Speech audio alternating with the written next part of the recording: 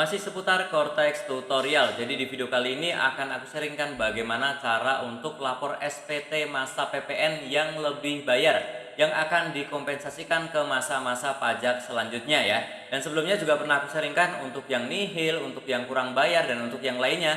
Nanti teman-teman silahkan cek saja linknya saya sediakan di deskripsi. Oh ya, sebelumnya saya sampaikan bahwa informasi yang ada dalam video ini dapat berubah sesuai dengan perkembangan ketentuan perpajakan yang terbaru dan juga proses pengembangan sistem, dan juga disclaimer bahwa materi yang saya sampaikan ini saya ambil langsung dari DJP. Jadi memang bukan saya sendiri yang membuatnya ya.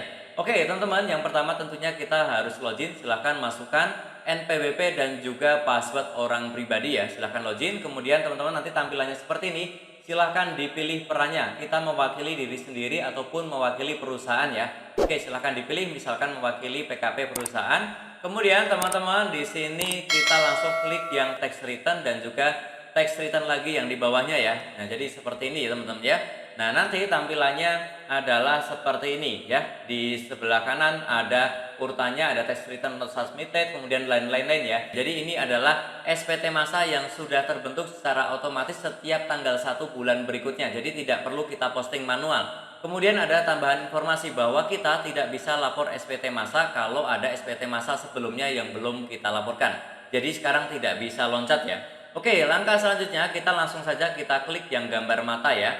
Yang ini kita klik, kemudian nanti tampilannya adalah seperti ini. Ini adalah tampilan dari laporan SPT masa. Oke, di sini ada beberapa yang teman-teman harus ketahui, yaitu untuk struktur pelaporan SPT masa. Ini sebenarnya sama dengan SPT masa saat di aplikasi desktop ya. Jadi untuk halaman induk itu nanti ada header, kemudian ada bab 1, 2 sampai dengan 10. Ini isinya sama ya, bab 1 penyerahan barang dan jasa, bab 2 perolehan barang dan jasa, dan lain-lainnya. Ini semuanya sama. Kemudian teman-teman nanti untuk lampiran juga kurang lebih sama ya. Lampiran A1, lampiran A2, B1, B2 dan lainnya ya. Oke, kemudian teman-teman langkahnya yang perlu kita perhatikan adalah urutannya. Yang pertama adalah di bagian induk, itu di bagian header ya. Nah, ini bagian header ini adalah informasi yang terdapat di sistem DJP. Ini harusnya otomatis dan tidak perlu kita ubah. Kalau ingin berubah karena ada yang salah, silakan ajukan, nanti ada tutorialnya di videoku selanjutnya ya. Linknya ada di deskripsi. Oke, selanjutnya kita ke bagian bab 1. Nah, bagian bab 1 ini terisi otomatis dari lampiran A1 dan juga A2. Yang artinya kalau misalkan ada yang salah, kita harus memperbaiki di bagian A1 dan juga A2-nya ya. Oke, selanjutnya untuk bagian 2 sama, ini terisi otomatis dari lampiran B1, B2, B3 dan juga kompensasi kelebihan pajak masukan di bulan sebelumnya kalau ada. Dan selanjutnya di bagian ketiga ini adalah hasil perhitungan dari bagian-bagian sebelumnya, yaitu bagian 1 dan juga bagian 2. Bagian 1 dikurangi bagian 2 menghasilkan bagian 3. Dan contohnya di video ini ya, di sini lebih bayar karena bagian 2-nya lebih besar ya. Jadi pajak masukannya lebih besar dari pajak keluarannya. Artinya di sini lebih bayar. Dan langsung saja di sini langsung kita klik yang dikompensasikan ke masa pajak berikutnya ya. Yang ini, yang satu ini ya, carry forward ya. Ini artinya default ke masa pajak yang selanjutnya. Nah, nanti teman-teman pun bisa juga dipilih untuk masa pajak yang bulan berapa juga bisa ya. Oke, selanjutnya teman-teman bisa lanjut ke bagian 4 dan bagian 8. Ini juga sama, semuanya terisi otomatis. Misalkan ada PPN membangun sendiri, kemudian ada pembayaran pajak dengan kode-kode ini ya.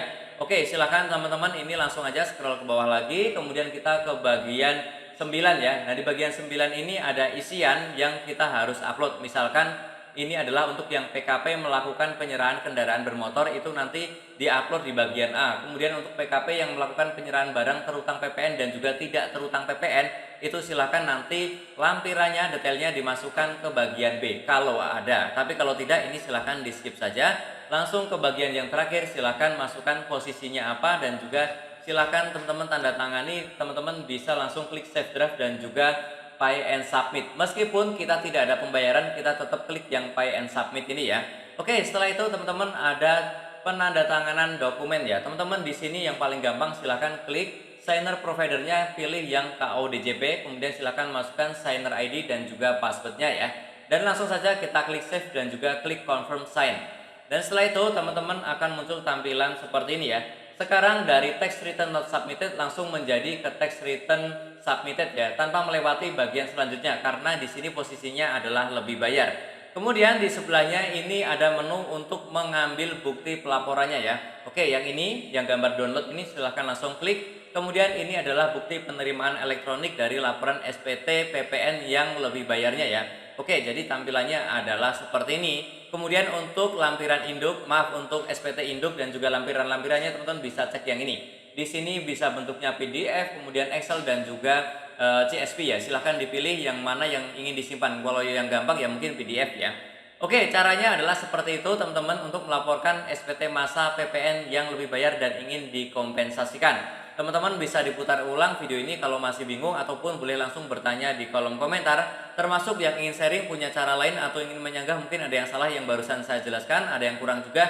Boleh silahkan tulis saja di kolom komentar agar bisa bermanfaat untuk teman-teman kita yang lainnya. Dan tentunya masih banyak lagi informasi serta tutorial perpajakan yang akan aku sharingkan di channelku ini. Jadi jangan lupa untuk tekan tombol subscribe, like, dan juga share. Sampai jumpa di videoku selanjutnya. Terima kasih.